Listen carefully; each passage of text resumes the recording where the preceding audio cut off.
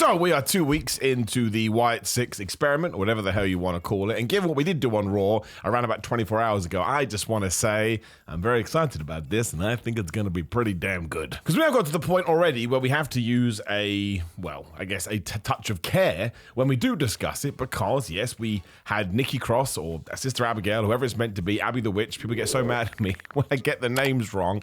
I'm just talking here like a buffoon. I'm just trying to have some fun. And after Chad Gable had qualified for the Money in the Bank ladder match, clearly the Wyatt Sick6 don't like him at all. Lights went off. Fans went crazy. I think it's really important to note that live fans really enjoy this stuff. It was a really cool presentation, loads of dry ice, loads of smoke, etc. And Nikki Cross arrives, and she has a VHS tape, which she gives to Michael Cole. I then had a small meltdown because there were some people like, what's a VHS tape? And I was like, oh my gosh, I'm so old. But I really like this because, one, it explained why we got to see this on Raw, because WWE was so interested. They hadn't made the video, and also it allows the Wyatt Sick6 to feel like a separate entity. But an hour later in the show, whatever it was, we aired this tape, and it was Uncle Howdy talking to Bo Dallas. Now, yes, they're the same person, but that was the point. And one of the first questions that Uncle Howdy asked, which has been part of the QR code stuff as well, was, how do you feel about your brother dying? Or I'm paraphrasing there. And as soon as you bring that sort of reality into a storyline, much like the Jeff Jarrett stuff that we did on AEW last week with the Owen Hart Cup, which you should also watch, really powerful stuff, you have to treat it with kids' gloves, because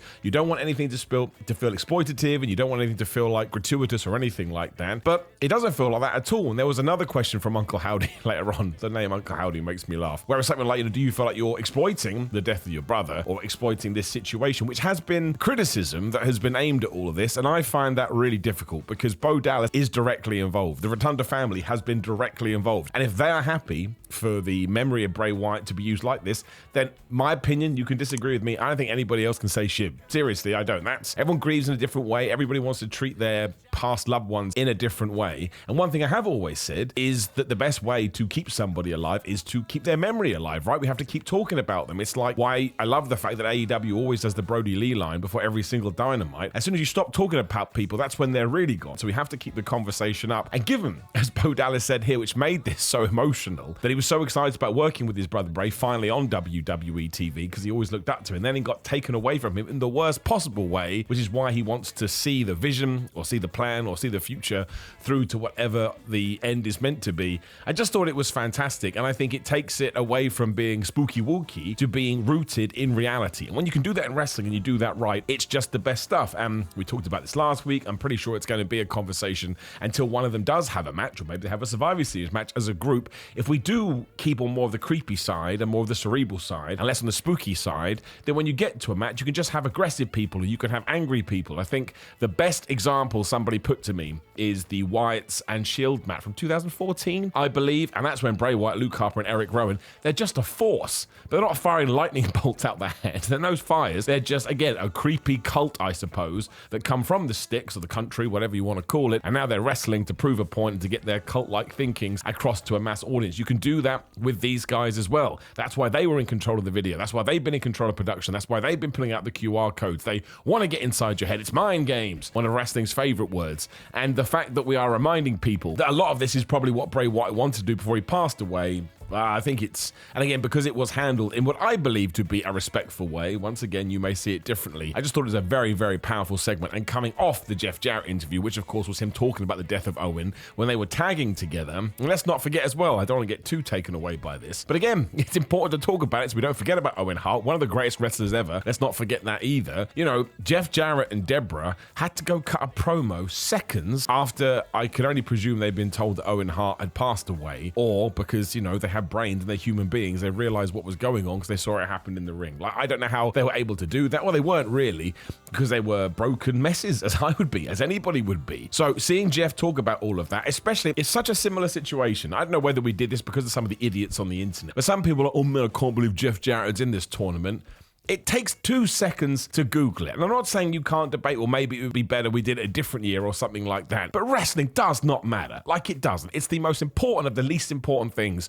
And allowing Jeff Jarrett to revisit something that I bet means the world to him in many ways, and I bet it's something that he had to, it probably traumatized him I don't want to speak on his behalf, but I can totally get that. Allowing him to, I don't want to call it closure, but allowing him to have this moment, whatever that will be, even if he doesn't get out of the first round, I don't care. That's the wrestling part. The fact he got to cut that promo and the fact that promo aired, and we should air the whole thing on Dynamite as far as I'm concerned. I thought it was tremendous. And I thought the Bo Dallas thing was tremendous as well, because it's a real guy talking. And what we've done here is we've taken our emotions and we've taken our feelings and our thoughts and whatever else, and we are constructing it around a wrestling storyline, because that's the way they use their that's where their creative flair is, right? And that's how they want to get stuff out. Like, this is the most morbid thing I'll ever think about, but it just popped into my brain, so you have to forgive me. If I went through something similar, I may make a video about it. That may be something that says to me, actually, Simon, do something that feels so normal to you to try and normalize the situation. And some people may go, Simon, you're a flubbing a-hole for doing that. But if that's the way that I choose to process it, and that's the way I choose to grieve, I don't think that anybody should be able to say anything. I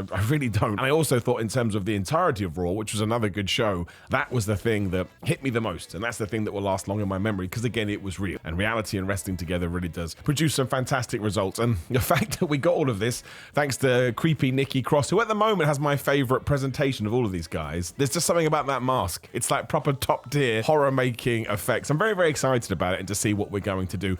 And then maybe we get to December 2024 and it sucks and we don't like it, but you have to try these things. It's professional wrestling, a creative endeavor where you can do whatever you want. So let's throw some stuff at the wall. Let's see if it sticks. And if it doesn't, well, let's think again. Let's make random people Money in the Bank. Let's give random people world title matches and title shots. Oh my gosh, the crowd responded to it. So we can go with it, whatever it may be. But yeah, top stuff. As was the entirety of Raw, I did not think the world title, tag team titles were going to change hands. And the fact that Liv Morgan has now inserted herself right into the Judgment Day stuff on all levels is going to get totally out of control. I have a feeling that Rhea Ripley is probably going to be back. At first I said SummerSlam, and now I'm not so sure, because I'm convinced the Cody Rhodes versus Solo Sikoa match at SummerSlam is going to be when Roman Reigns returns, but maybe he does return sooner. I don't know. Maybe that builds to something at SummerSlam that we're not even thinking about right now. But around that summertime, as Will Smith would say, I think that Rhea is going to come back sooner rather than later, which is why Zelina Vega has kind of been put into Money in the Bank as just somebody that Liv Morgan can beat. I would love it if we could do Liv Morgan versus Rhea Ripley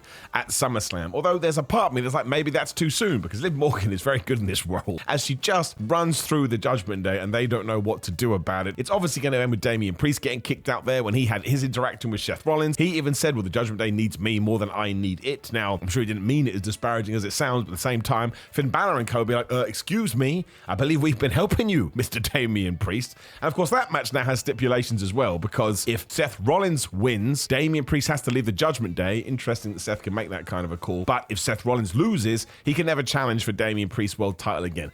I don't actually think that one carries that many stakes. It's nice for this match because it makes you go, oh, which way is it going to go? But if Damian Priest wins, he could lose to Gunther at SummerSlam and then Seth could challenge the championship again. So like Cody Rhodes in AEW, and he said, nope, doesn't matter who's holding it. But I think it adds something nice to that match. So I'm looking forward to it too. I think these two work very well together. I think Damian Priest has just stepped into his own as the world champion, comes across as a very real, a very cool guy. So he does go babyface. I think it's going to benefit him. And of course, Gunther coming out and being like, well, I respect you and I respect you, but I'll murder both of you when we do get to Hot WrestleMania. Just sublime. And Gunther probably should leave SummerSlam as the champion because he just hasn't lost that much. And I think we should keep that aura alive. Well, that does beg the question what we do with Drew McIntyre, because he comes out at the start of Raw and basically puts himself in Money in the Bank. And he's going to be wearing CM Punk's friendship bracelet of AJ Lee, Larry the Dog.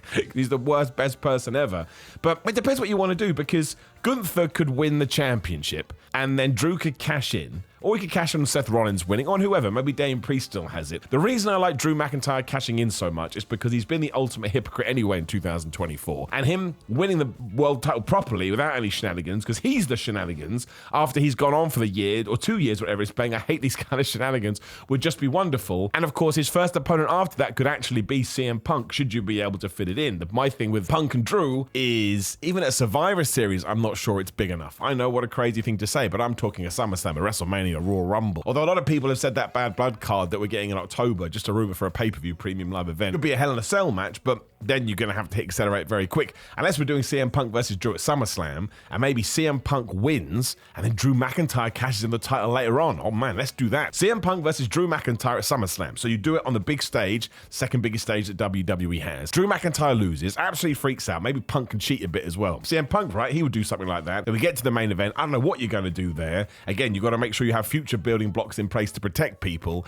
but Drew cashes in, and then even though he lost, he actually comes out in a better position. We got to do it. He was great here. Drew is always great. He's a top tier wrestler now. He always was, but he's just found his momentum, I suppose. And all the Money in the Bank qualifiers were good too. Now, who went through here? Lyra Valkyria went through. Chad Gable went through, which is nice. What an amazing turnaround he's had for a week, because, you know, he got shot on last week's episode of Raw, and now he's going to Money in the Bank. And I love the fact that we kept talking about this. Kathy Kelly was outside his door going, well, you know, he did get shot in the head, so I just need to make sure he's okay. And when Chad was cutting his promo, he even said, well, you know, what did he say? Basically, people think I've died. I haven't. I'm going to be okay. And we actually tapped into that story too, because he apologized to the Alpha Academy and they accepted his apology, but I always said, I still want nothing to do with you. And now Maxine Dupree, nice, lovely Maxine Dupree, is going to go and try and talk the Alpha Academy around, which he will do, and then Chad Gable's going to screw him over again. It's going to be the most horrible, wonderful moment ever, and because I have a dark side to me, I'm looking forward to it. And of course, it was Liv Morgan that screwed over our Truth twice by making him the match with the Judgment Day later on, and then she guillotined him over the ropes. Why are you cuddling people over the ropes, our Truth? You know this can happen, but she did do that. And look, we have just teased here. Again, we also set up Zelina Vega versus Liv Morgan for Money in the Bank, and Dominic Mysterio is getting involved there. And surprise, surprise, anytime Dominic Mysterio is involved, there is some sort of opportune moment that does appear where Liv Morgan is able to take advantage. And then Dominic's like, oh man, I didn't mean to do that. It was a mistake. It's so going to turn out they are working together. And this thing with Finn Balor makes me think that maybe she's involved with them too. So she's probably going to almost replace Rhea Ripley in the Judgment Day, which would make sense because it is the Ultimate Revenge Tour.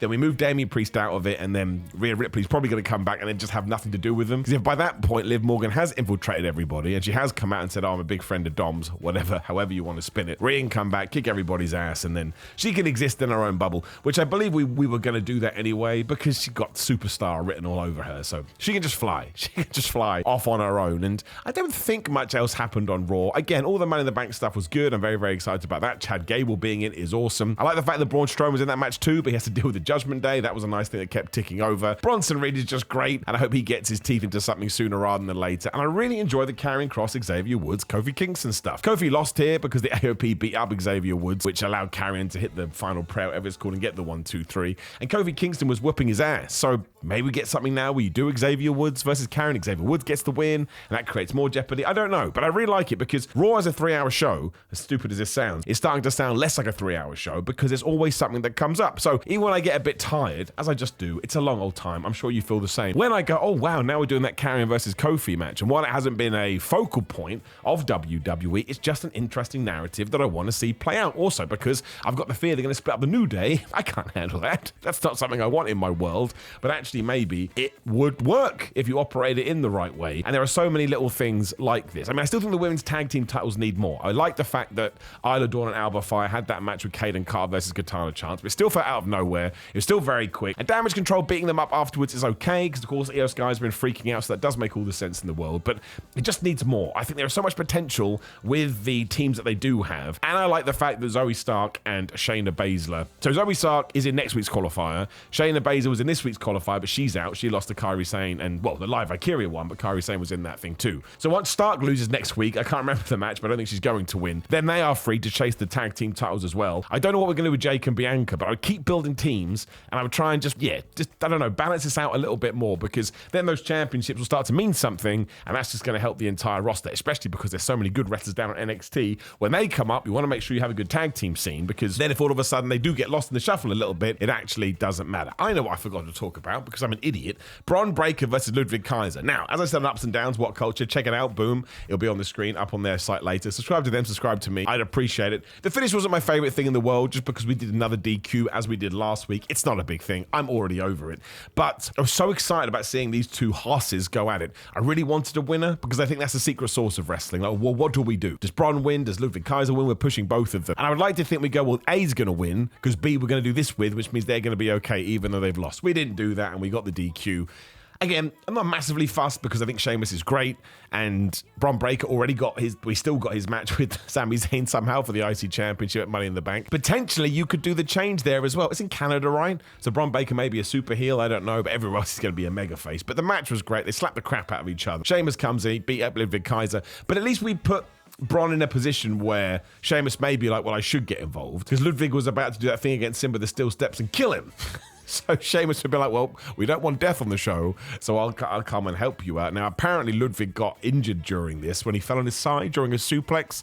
There isn't much updates on this, but my word, do I hope it's something minor and he can just go and rest for a few weeks and come back, because that guy has put himself, mainly because of his work and his promos, in a great position to start climbing that card. And this Intercontinental title scene should be built around Bron Breakker, Sami Zayn, Ludwig Kaiser, and Sheamus, and probably get Bronson Reed in there too, and maybe even, I don't know, put the Miz back in there. Don't really need to do that. But we should absolutely start stacking it, because the IC title does feel better than the US title, because it feels like so many people want it, and it feels like there's so many stories, like the Chad Gable one, that really give it weight. However, over on the SmackDown side, I say this all the time, it's really boring. I would make sure that LA Knight is last year's Gunther with that thing, so he can then elevate it too, and then you can start throwing that thing around as well. But no, very, very good Raw. Very, very excited about Money in the Bank. More excited for SummerSlam, which I massively appreciate, because for a good while there, WWE would always just focus on whatever the next show was, and the next show was. But here, again, we're laying seeds. I forgot to talk about this on Ups and Downs, and I can't even remember the segment now. But at one point, somebody important, or at least integral, was walking backstage, and the spooky Alexa Bliss on one of the production trucks